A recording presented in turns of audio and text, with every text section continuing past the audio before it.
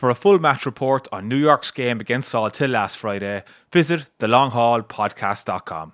A link is in the description. So I'm here with Johnny McGeeney and Gareth Bailie after the Salthill game. Lads, in the end you went down by a point. How do you feel the game went? Not bad, I suppose. When you're changing 15 both halves, you're going to expect that you're going to be out of it. I think stuff we've worked pretty well to a certain extent, and then some things when we got tired we went out of a system that we were trying to do and we got overturned very easily. So in that way it was disappointing. It was a good challenge. They seemed to be very well up for it. Like, you could see them celebrating afterwards. It was a good physical game. It was clean. Was it everything you expected? Yeah, they brought a lot of intensity. They were very, very well organised and they're highly motivated to win that thing. So it was an eye opener for some of our guys.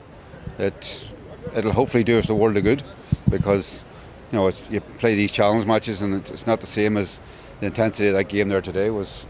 Hopefully it'll do us a world of good. So lads, just tell me, going back, the whole setup going back to December, you kind of got together at the start of December. There was a squad of maybe 60, 70 lads. Tell me how the whole process went.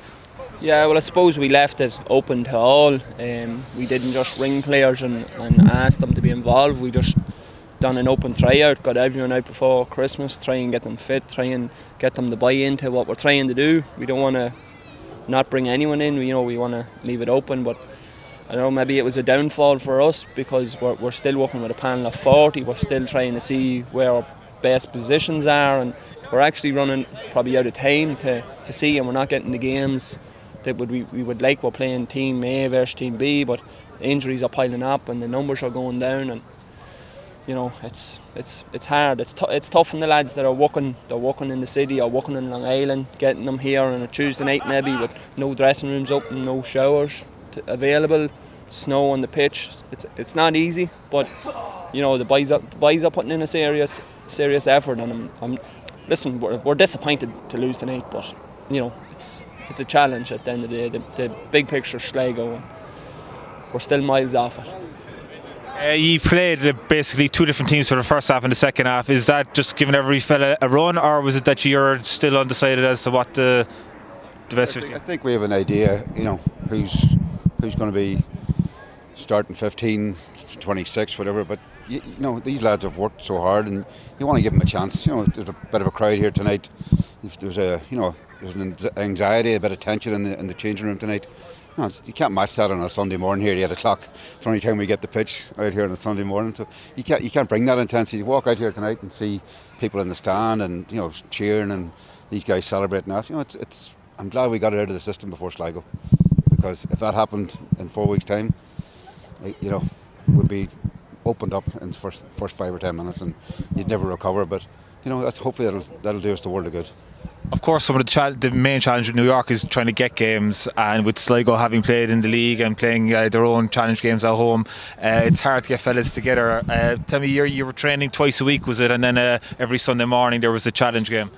Yeah, well, training we 3 times a week, and then we started on a Sunday. We said we'd play Team A versus Team B, but it's not like we thought the intensity was good, and then you see this, and this is a club, so we definitely needed this. It opened up our eyes for sure. But you have to remember, there's probably 20 American kids there that probably never put on a New York top and played a senior game for New York. So they've got that experience now. Now we can start dwindling it down to the 26 and go from there. Be a bit more ruthless towards the lads, because I think we've been very fair to them. We've given them all their opportunities. Now we have to start on the game plan and start. What's the plan for the next 4 weeks? Is there any games coming up, or will it be just in-house games? No, unfortunately we don't have it. We've nothing.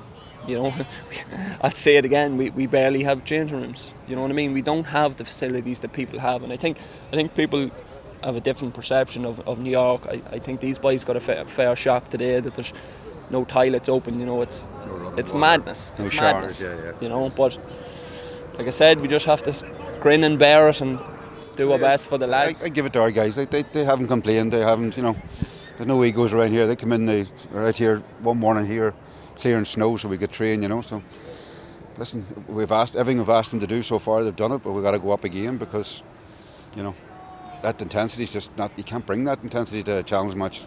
Tonight we got it. We'll have to try and bring it in the next couple of weeks. And They looked very good. They seem to be at the top of their game, and in the end, you only lost by a point. So there's a lot. As disappointed as you are, there's plenty of positives to take away from that game. Do you think so? oh, sure. We put some things into play and they work for us. Kickouts and how we're going to defend and stuff definitely worked. And we've seen some guys in action tonight that we hadn't seen. In a competitive situation like that. So yeah, we learnt a lot of stuff tonight. Yeah, and I'm sure the guys did too.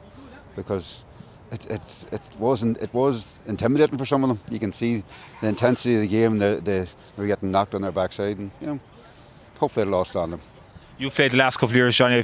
I'll finish on this. You've played with the intercounty setup with New York. Is there anything that you found, like when you played, that you've brought differently to the setup this year that you experienced when you played? I probably try and bring a bit more of camaraderie. I always found playing with New York, even though it was great, you always had, there was different, there was different groups, and we're trying to bet it that everyone's pulling the one way, and there's be a lot of negativity around New York and outside, like people saying, oh, they're no good, they're no that.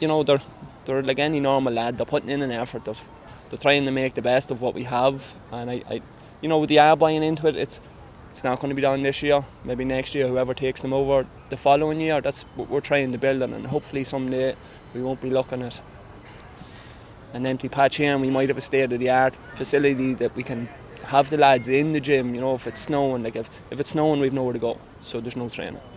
So our backs are against the wall before we start. It's negative, but it's the truth. So one day, hopefully, we'll Next have generation. it. Yeah. All eyes on Sligo now, so best of luck with that. Cheers. Thanks, lads.